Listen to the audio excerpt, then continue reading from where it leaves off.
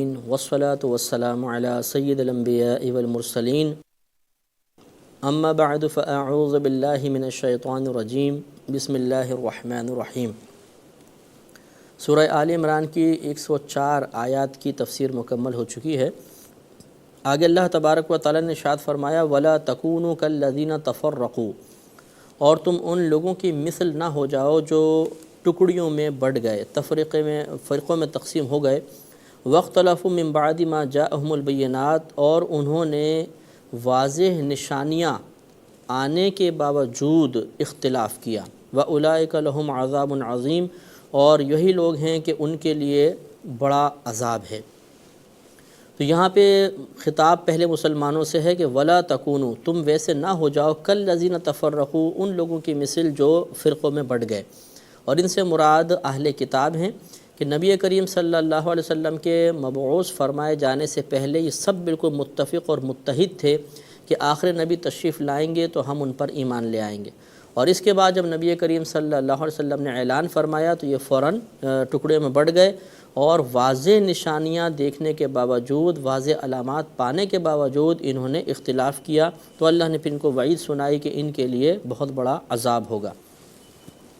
اور پھر قیامت کا نقشہ کھینچا کہ یومن تبیض وجوہ وتسود وجوہ، جس دن کچھ چہرے سفید ہوں گے اور کچھ چہرے سیاہ ہوں گے۔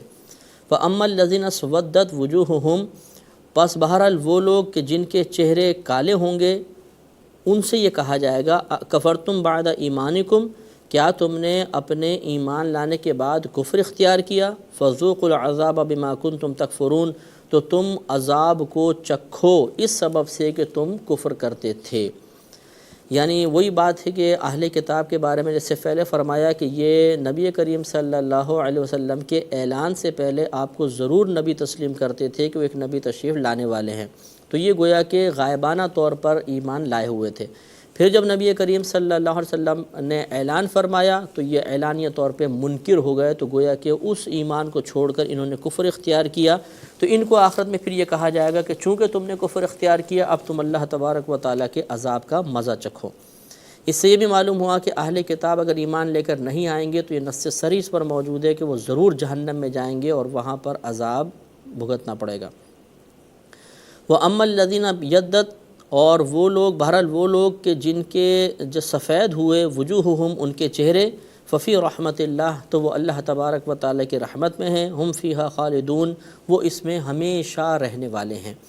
تو یہ معلوم ہوا کہ جو اللہ تبارک و تعالیٰ کے احکامات کی پیروی کرے گا، نبی کریم صلی اللہ علیہ وسلم پر ایمان لانے کے سعادت حاصل کرے گا، وہ ضرور اللہ تعالیٰ کی رحمت کو حاصل کرے گا اور انشاءاللہ ہمیشہ ہمیشہ جنت میں رہے گا۔ تِلْکَ آیات اللہ نتلوها علیک بالحق، یہ اللہ تبارک و تعالیٰ کی آیات ہیں، ہم انہیں آپ پر ٹھیک ٹھیک تلاوت فرماتے ہیں، پڑھتے ہیں۔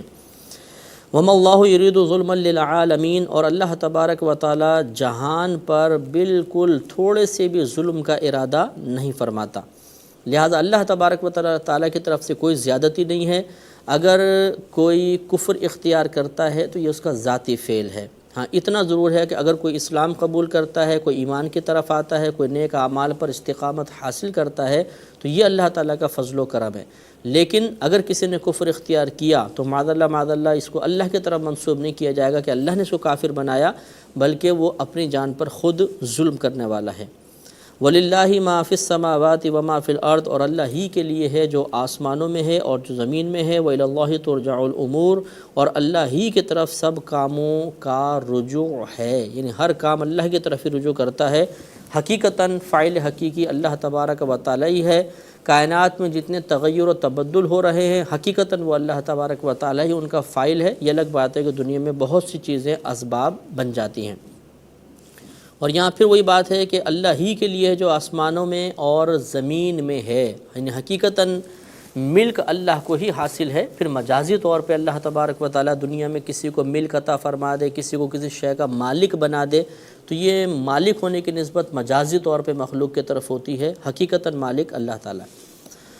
کنتم خیر امت اخرجت للناس، تم تمام امتوں میں بہتر ہو کہ جو لوگوں کے لیے بھیجی گئی ہے، تأمرون بالمعروف وتنہون عن المنکر، تم بھلائی کا حکم دیتے ہو اور برائی سے روکتے ہو، وتؤمنون باللہ، اور اللہ تبارک و تعالی پر ایمان رکھتے ہو، ولو آمن اہل الکتاب لکان خیرا لہم منہم المؤمنون واکثرہم الفاسقون، اور اگر اہل کتاب بھی ایمان لے آتے تو یقیناً یہ ان کے لیے بہتر تھا، لیکن ان میں سے بعض ایمان لانے والے ہیں اور ان میں سے اکثر کافر ہیں۔ تو یہاں پر نبی کریم صلی اللہ علیہ وسلم کی امت کی مدح بیان فرمائی گئی کہ یہ تمام امتوں میں افضل امت ہے، اور اس مدح کا سبب یہ بیان فرمایا گیا۔ سبب مدح کیا ہے؟ وہ یہ ہے کہ یہ لوگ نیکی کا حکم کرتے ہیں، برائی سے روکتے ہیں، اور اللہ تبارک و تعالیٰ پر ایمان رکھتے ہیں۔ تو ایمان تو اصل ہے ہی ہے، اس کے بعد یعنی ایمان پر اعمال کے مقبول ہونے کا دار و مدار ہے، اور ان میں سے افضل عمل کو اللہ تعالیٰ نے بیان فرمایا کہ نیکی کا حکم کرتے ہیں اور برائی سے روکتے ہیں۔ پچھلی امتوں نے اس فریضے کو چھوڑا تو تمام لوگ ہلاکت میں مبتلا ہو گئے۔ اگر ہم بھی اس کو ترک کریں گے تو یقیناً معاشرے کا یہ بگاڑ جو ہمیں آج نظر آ رہا ہے یہ مزید بڑھے گا۔ اگر ہر شخص تبلیغ کے معاملے میں، نیکی کا حکم کرنے، برائی سے روکنے کے معاملے میں اپنی ذمہ داری محسوس کرتا، کم از کم اپنی ذات یا اپنے گھر والوں میں ہی اس ذمہ داری کو محسوس کر لیتا تو معاشرے میں اتنا بگاڑ کبھی بھی نظر نہیں آتا، لیکن عموماً ایسا نہیں ہوتا۔ اور ضمناً یہاں پر یہ بات بھی میں عرض کر دوں کہ تبلیغ یعنی نیکی کا حکم کرنا، برائی سے روکنا بعض اوقات انسان کرتا بھی ہے تو اس میں وہ تمام چیزیں ملحوظ نہیں ہوتی جن کا ایک شریعت تقاضا کرتی ہے یا جن پر کچھ فوائد مرتب ہوتے ہیں۔ مثال کے طور پر سب سے پہلے علم ہونا چاہیے، تب آدمی نیکی کا حکم کرے، برائی سے روکے۔ بعض اوقات جاہل شخص بھی تبلیغ کرنا شروع کر دیتا ہے اور لوگوں کو باتیں بتانا شروع کر دیتا ہے، اور اپنے ذہن سے وضع کردہ یا سنی سنائی بات جس کو وہ اپنے الفاظ میں ڈھال کر بیان کرتا ہے تو مضمون کو کچھ کا کچھ کر دیتا ہے، اور اس طریقے سے پھر وہ لوگوں کو اصلاح کی طرف لے کر نہیں آتا بلکہ بگاڑ کی طرف لے جاتا ہے۔ اس لیے علم ہونا بہت ہی ضروری ہے۔ جتنی بات سیکھے آدمی اس کو آگے بیان کرے، اور جس کے بارے میں علم نہ ہو اسے بیان نہیں کرنا چاہیے۔ دوسرا، اخلاص ہونا چاہیے، اللہ تعالیٰ کی رضا کے لیے تبلیغ کرنی چاہیے، اللہ کی رضا کے لیے کسی کو نیکی کا حکم کریں، برائی سے روکیں، اپنی واہ واہ کا ارادہ نہ ہو، کوئی دنیاوی فوائد حاصل کرنا مقصود نہ ہو، ورنہ ثواب مرتب نہیں ہوگا۔ اس کے علاوہ عمل ہونا بہت ہی بہتر ہے، لیکن شرط نہیں۔ بہتر اس لیے ہے کہ جتنا انسان بعمل ہوتا ہے اس کی زبان میں اللہ تبارک و تعالی کی طرف سے اتنی ہی تاثیر ہوتی ہے، اتنا ہی سامنے والا جلدی اور زیادہ اثر قبول کرتا ہے۔ اس لیے کوشش کرنی چاہیے کہ انسان جو بات کہے اس پر عمل بھی کرے۔ اس کے علاوہ استقامت بہت ضروری ہے کہ انسان استقامت کے ساتھ نیکی کا حکم کرے، برائی سے روکے۔ اگر ایک قطرہ مسلسل کسی سخت چٹان پر گر رہا ہو تو وہ اس چٹان میں بھی سوراخ کر دیتا ہے، تو مسلسل کوشش ضرور کامیابی کی طرف لے کر جاتی ہے۔ بعض اوقات جوش میں آ کر کام شروع کیا جاتا ہے، نیکی کا حکم دیا، برائی سے روکا، لیکن کچھ عرصے بعد جوش ختم ہو جاتا ہے تو پھر کوئی رزلٹ ہمارے سامنے نہیں آ پاتا۔ اس کے علاوہ حکمت اور دانائی کے ساتھ تبلیغ کرنا بہت ضروری ہے۔ مثلا کسی کو سمجھائیں تو نرمی سے، پیار سے، محبت سے سمجھائیں۔ بعض اوقات بہت سختی اور شدت سے سمجھانے کی کوشش کی جاتی ہے جس سے فائدہ حاصل نہیں ہوتا بلکہ منفی اثر مرتب ہوتا ہے۔ اس کے علاوہ سامنے والے کی کیفیات کو پہلے دیکھیں کہ کیا اس وقت یہ کچھ سننے کے موڈ میں بھی ہے کہ نہیں ہے۔ بعض اوقات زبردستی اس پہ بات ٹھونسی جاتی ہے، مثلا کوئی رستے میں جا رہا ہے، اس کو روک لیا ہم نے اور ہم اس کو باتیں بتانا شروع کر دیں، اور اس بیچارے کو بہت ضروری کسی کام سے جانا ہے، تو بالکل اس پر کوئی بات اثر نہیں کرے گی۔ اس لیے سامنے والے کی کیفیات وغیرہ دیکھیں، کوئی بیمار تو نہیں ہے، کوئی پریشان تو نہیں ہے، وہ بات سننا بھی چاہتا ہے کہ نہیں سننا چاہتا، پھر اس کو پیار و محبت کے ساتھ آپ سمجھائیے تو انشاءاللہ نافع رہے گا۔ اس کے علاوہ بہت زیادہ شدت نہیں کرنی چاہیے، عمل کے معاملے میں بتدریج کوشش کرنی چاہیے۔ بعض اوقات ہماری کوشش یہ ہوتی ہے کہ سامنے والا بس ہر چیز جو ہم کہہ رہے ہیں فوراً اختیار کر لے اور بہت جلد بعمل بن جائے۔ اس کوشش میں بعض اوقات سامنے والا بیزار ہو جاتا ہے، اور اس کے علاوہ اس پر براہ راست کوئی طنز وغیرہ نہیں کرنا چاہیے کہ اس کو ہم برا بھلا کہنا شروع کر دیں، تم نماز نہیں پڑھتے ہو، تم یہ ہو جائے گا، وہ ہو جائے گا، تم یہ برے ہو، یوں ہو، اس طرح کے طنزیہ الفاظ یا سخت الفاظ کہنے سے بھی سامنے والے کے دل میں نفرت بیدار ہوتی ہے اور وہ پھر قریب نہیں آتا۔ تو ان تمام چیزوں کو سامنے رکھ کر پھر جو تبلیغ دین کی جائے گی وہ اللہ تبارک و تعالیٰ کی رضا کے مطابق ہے، اور اس نیکی کے حکم کرنے اور برائی سے روکنے کی وجہ سے انسان قابل مدح ہوگا اور اس آیت کے تحت آئے گا۔ ورنہ اوٹ پٹانگ طریقے سے اگر کسی نے نیکی کا حکم کرا، برائی سے روکا کہ اس سے فائدہ نہیں بلکہ الٹا نقصان ہو رہا ہے، تو پھر وہ قابل مدح نہیں ہوگا۔ اور آگے جو ارشاد فرمایا کہ وَلَوْ آمَنَ أَهْلُ الْكِتَابِ لَكَانَ خَيْرًا لَهُمْ، اگر یہ اہل کتاب ایمان لاتے تو ضرور ان کے لیے بہتر تھا۔ تو ان کی یہ خوش فہمی بار بار قرآن عظیم آپ غور فرمائیں کہ دور کر رہا ہے کہ ان کا صرف اللہ تبارک و تعالیٰ کی خدائی کا اقرار کر لینا، وحدانیت کا اقرار کرنا، کسی نبی کا کلمہ پڑھ لینا، کسی کتاب کو اللہ کی کتاب تسلیم کر لینا، یہ اس وقت تک نافع نہیں ہوگا جب تک نبی کریم صلی اللہ علیہ وسلم پر ایمان صحیح طریقے سے اس کے مکمل تقاضوں کے مطابق نہ لایا جائے۔ اگر نہیں لے کر آئیں گے تو یہ سب برباد ہے۔ منہم المؤمنون، ان میں سے بعض مومن ہیں، جیسے عبداللہ بن سلام رضی اللہ تعالیٰ عنہ، بہت بڑے یہودی عالم تھے، آپ اور آپ کے رفقا ایمان لے کر آئے تھے۔ وَأَكْثَرُهُمُ الْفَاسِقُونَ، اور ان میں سے اکثر فاسق ہیں، یعنی فاسق سے مراد یہاں پر کافر ہیں۔ لَن يَضُرُّوكُمْ إِلَّا أَذًى، یہ تمہیں ہرگز ضرر نہیں پہنچا سکتے مگر تھوڑی بہت تکلیف، بہت تھوڑی سی۔ یہ آیات دراصل حضرت عبداللہ بن سلام رضی اللہ تعالیٰ عنہ اور آپ کے ساتھیوں کے حق میں نازل ہوئی کہ جب اسلام آپ نے قبول کیا تو یہودیوں کو بہت زیادہ تکلیف ہوئی اور انہوں نے آپ کو ایذا پہنچانا شروع کی اور اس کی منصوبے بنانے لگے، تو اس پر یہ بطور تسلی آیات نازل ہوئیں کہ ان سے گھبرانے کی بالکل ضرورت نہیں ہے۔ یہ اگر تھوڑی بہت تکلیف پہنچا سکتے ہیں تو فقط اپنی زبان کے ذریعے، کہ تم پر طنز کریں گے، تمہارے متعلق جھوٹ بولیں گے، غلط باتیں تمہاری طرف منسوب کریں گے، تمہیں الٹی سیدھی باتیں کہیں گے، اس کے علاوہ اور کچھ بھی نہیں کر سکتے۔ اسی لیے آگے ارشاد فرمایا وَإِن يُقَاتِلُوكُمْ يُوَلُّوكُمُ الْأَدْبَارَ، اور اگر وہ تم سے لڑیں تو ضرور اپنی پیٹھوں کو پھیر کر بھاگ جائیں گے، تمہارے سامنے سے پیٹھ پھیر لیں گے۔ ثُمَّ لَا يُنصَرُونَ، پھر ان کی مدد نہیں کی جائے گی۔ اور ایسا ہی ہوا کہ جب مسلمانوں کا ان کے ساتھ باقاعدہ قتال ہوا تو یہود اور نصارہ جتنے بھی تھے ان کو ذلت و رسوائی برداشت کرنی پڑی۔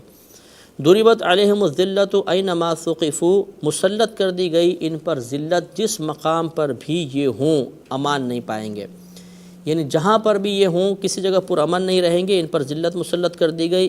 الا بحبل من اللہ، مگر اللہ تبارک و تعالیٰ کی رسی کے ساتھ، یعنی اگر یہ اسلام قبول کر لیں تو ان کو امن حاصل ہو جائے گا، تب یہ ذلت سے بچ جائیں گے۔ وحبل من الناس، یا لوگوں کی رسی کو مضبوطی سے پکڑ لیں تو یہ ذلت سے بچیں گے، یعنی مسلمانوں کے تحت آ جائیں اور جزیہ اور ٹیکس وغیرہ دینا شروع کر دیں تو یہ محفوظ ہو جائیں گے۔ وباءوا بغضب من اللہ، اور یہ اللہ تبارک و تعالیٰ کے غضب کے سزاوار ہوئے۔ وضربت علیہم المسکنہ، اور ان پر محتاجی مسلط کر دی گئی۔ ذالک بانہم کانوا یکفرون بآیات اللہ، اور یہ اس سبب سے ہے کہ وہ اللہ تبارک و تعالیٰ کی آیات کا انکار کرتے تھے۔ وَيَقْتُلُونَ الْأَنْبِيَاءَ بِغَيْرِ حق، اور ناحق انبیاء علیہم السلام کو قتل کرتے تھے۔ ذَلِكَ بِمَا عَصَوْا وَكَانُوا يَعْتَدُونَ، اور یہ اس سبب سے تھا کہ یہ حد سے بڑھنے والوں میں سے تھے، سرکش تھے۔ تو معلوم یہ ہوا کہ اہل کتاب جب تک یا تو اللہ تبارک و تعالیٰ پر ایمان لے کر آئیں تو یہ محفوظ رہ سکتے ہیں، یا مسلمانوں کے تابع رہیں تو محفوظ رہیں گے، ورنہ ان کے اوپر اللہ تعالیٰ کی طرف سے ذلت اور محتاجی مسلط کی گئی ہے۔ محتاجی دو طرح کی ہوتی ہے، ایک ظاہری محتاجی، ایک باطنی محتاجی۔ ظاہری محتاجی کا مطلب تو یہ ہے کہ اللہ تبارک و تعالیٰ کسی انسان سے تمام مال وغیرہ لے لے یا اسے نعمت عطا نہ کرے تو وہ تنگ دست ہو اور مجبور محض نظر آئے۔ اور ایک ہوتی ہے باطنی محتاجی۔ باطنی محتاجی یہ ہوتی ہے کہ انسان کا دل کبھی بھی کتنی بھی کثرت سے اس کے پاس مال ہو اس پر مطمئن نہ ہو، زیادہ کی ہوس، زیادہ کی پریشانی اور زیادہ کثیر موجود ہونے کے باوجود اس کے بارے میں بے اطمینانی، یہ بھی ایک محتاجی کی کیفیت ہے کہ قلبی لحاظ سے انسان محتاج ہی رہتا ہے، وہ کبھی بھی اطمینان نہیں پاتا۔ تو یہاں پر دونوں طرح کی محتاجی مراد ہے۔ کبھی تو ان کے ساتھ ایسا ہوا کہ ظاہری طور پہ سب کچھ ان سے چھن گیا، جیسے کہ مدینہ منورہ میں جو بھی یہود قبائل تھے انہیں جلا وطن کیا گیا اور ان کے مال وغیرہ سب سلب کر لیے گئے تھے۔ اور کبھی ایسا ہوتا ہے جیسے آج کل کے آپ دور میں دیکھیں تو بہت زیادہ مال بھی نظر آئے گا لیکن قلبی محتاجی ضرور نظر آئے گی۔ اور ان کے بہت بڑے بڑے گناہ تھے، ایک تو یہ کہ انہوں نے اللہ تبارک و تعالیٰ کی آیات کا انکار کیا، دوسرا نبیوں کو ناحق قتل کرتے تھے۔ یہ پہلے بھی آپ کو بتایا تھا کہ قتل ان کے آباء و اجداد نے کیا تھا، لیکن چونکہ یہ اپنے بڑوں کے اس فعل سے راضی تھے، اس کی مذمت نہیں کرتے تھے، اس کو برا نہیں کہتے تھے، لہٰذا ان کو بھی اللہ تبارک و تعالیٰ نے قصوروار ٹھہرایا۔ اور اس سے نتیجہ نکلتا ہے کہ اگر کسی بڑے نے کوئی خطا کی ہو اور واقعی وہ خطا ہے تو اس خطا کو تسلیم کرنا چاہیے اور اس خطا کو اختیار نہیں کرنا چاہیے، ورنہ انسان قابل گرفت رہے گا۔ لیسوا سواء، یہ سب کے سب برابر نہیں ہیں، اہل کتاب تمام برابر نہیں ہیں۔ من اہل الکتاب امۃ قائمۃ یتلون آیات اللہ، بعض اہل کتاب میں سے گروہ ایسا ہے جو ابھی بھی قائم ہیں۔ قائم ہیں سے مراد اللہ تبارک و تعالیٰ کی اطاعت پر، سب چیزوں پر قائم ہیں۔ اور یہ پہلے یاد رکھیے کہ یہاں پر اہل کتاب سے مراد جو سابقہ اہل کتاب کہلاتے تھے، یعنی عبداللہ بن سلام رضی اللہ تعالیٰ عنہ اور آپ کے اصحاب اور دیگر جو نجاشی وغیرہ تھے، ان کے بارے میں یہ آیات نازل ہوئی کہ یہ لوگ اب بھی اسی طریقے سے، جس طریقے سے اہل کتاب ہونے پر اللہ تعالیٰ کی توحید کے قائل تھے، اسی طریقے سے اب اسلام لانے کے بعد بھی یہ اسی طریقے سے قائم ہیں اور ان میں کوئی بگاڑ پیدا نہیں ہوا۔ یتلون آیات اللہ آناء اللیل، یہ اللہ تبارک و تعالیٰ کی آیات کو رات کے درمیانی حصے میں پڑھتے ہیں، وہم یسجدون، اور یہ سجدہ کرتے ہیں۔ اس سے مراد یا تو عشاء کی نماز ہے یا تہجد کی نماز ہے، اور یہ دونوں اہل کتاب ادا نہیں کرتے۔ اس کا مطلب یہ ہے کہ یہ مسلمانوں سے خطاب ہے، یعنی پہلے وہ اہل کتاب کہلاتے تھے، اس کے بعد وہ مسلمان ہو گئے۔ اسی لیے آگے ارشاد فرمایا کہ یؤمنون باللہ والیوم الآخر، وہ ایمان رکھتے ہیں اللہ تبارک و تعالیٰ پر اور اخروی دین پر، ویأمرون بالمعروف وینہون عن المنکر، اور وہ بھلائی کا حکم دیتے ہیں اور برائی سے روکتے ہیں، ویسارعون فی الخیرات، اور وہ نیکی کے کاموں میں جلدی کرتے ہیں، تیزی دکھاتے ہیں، واولئک من الصالحین، اور یہ لوگ صالحین میں سے ہیں، نیک لوگوں میں سے ہیں۔ تو اس کا مطلب یہ ہوا کہ جو ان اعمال کو اختیار کرے گا وہ اللہ تبارک و تعالیٰ کی بارگاہ میں مقبول ہے، مقرب ہے اور قابل مدح ہے۔ جس میں سے ایک بات یہ بیان فرمائی کہ رات کے درمیانی حصے میں قرآن عظیم کی تلاوت، اس حال میں کہ وہ سجدہ ریز بھی ہوتے ہیں۔ اس سے معلوم ہوا کہ رات میں عبادت الہی اختیار کرنا یہ اللہ تعالیٰ کو محبوب ہے اور صالحین کا طریقہ رہا ہے۔ اور ہم شروع میں الحمد میں کہتے ہیں کہ اہدنا الصراط المستقیم صراط الذین انعمت علیہم، اے اللہ تو ہمیں سیدھا راستہ چلا، ان لوگوں کا راستہ جن پر تو نے انعام فرمایا۔ تو یہ بھی اللہ کے نام یافتہ بندے ہیں، اور ان کے راستے جو ہیں وہ عقائد کے اعتبار سے ہوں یا اعمال کے اعتبار سے ہوں، ہمیں ضرور اختیار کرنے چاہیے۔ لہذا رات میں کبھی کبھار نماز پڑھنا، قرآن عظیم کی تلاوت کرنا بہت افضل ہے، اور اسی طرح اللہ تعالیٰ پر، اخروی دین پر ایمان رکھنا، یعنی اپنے عقائد کی درستگی بہت ضروری ہے۔ نیکی کا حکم کرنا، برائی سے روکنا، اس پہ بھی ہم نے کلام کیا، اور ویسارعون فی الخیرات، اور یہ نیکی کے کاموں میں تیزی دکھاتے ہیں، جلدی کرتے ہیں۔ تو ہمیں بھی یہی کرنا چاہیے۔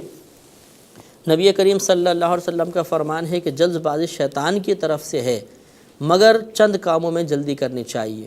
ان میں سے ایک فرمایا کہ جب بچی جوان ہو جائے تو اس کی شادی کرنے میں، جب قرض ادا کرنے کا موقع مل جائے تو قرض ادا کرنے میں، اور جب نیکی کرنے کا موقع ملے تو اس کا ارتکاب کرنے میں۔ اس میں دیر نہیں کرنی چاہیے، اس میں جلدی ہی اللہ تعالیٰ کو محبوب ہے۔ وَأُولَئِكَ مِنَ الصَّالِحِينَ، اور یہ نیک لوگوں میں سے ہیں۔ وَمَا يَفْعَلُوا مِنْ خَيْرٍ، اور جو بھی کرے گا کوئی بھی بھلائی، فَلَنْ يُكْفَرُوا، تو ہرگز ان سے یہ بھلائی محو نہیں کی جائے گی، مٹائی نہیں جائے گی، ان کا حق ضائع نہیں کیا جائے گا۔ واللہ علیم بالمتقین، اور اللہ تبارک و تعالی متقین کو جانتا ہے۔ ان الذین کفروا لن تغنی عنہم اموالہم ولا اولادہم من اللہ شیئا، بے شک وہ جو کافر ہوئے ہرگز نہیں بچا سکتے ان کو ان کے مال اور نہ ان کی اولادیں اللہ تبارک و تعالی سے کچھ بھی۔ یہ پہلے بھی اس طرح کا مضمون کی آیت پہلے آئی تھی کہ اگر کوئی کافر ہے اور یہ سمجھتا ہے کہ شاید کثرت اولاد یا کثرت مال برود قیامت اللہ تعالیٰ کی بارگاہ سے مجھے بچانے کا سبب بن سکتی ہے، تو یہ بالکل غلط ہے۔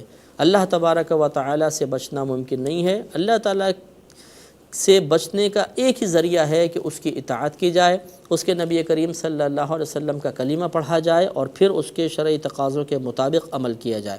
وَأُولَٰئِکَ أَصْحَابُ النَّارِ، یہ لوگ دوزخی ہیں، ہم فیہا خالدون، اور یہ اس میں ہمیشہ رہنے والے ہیں۔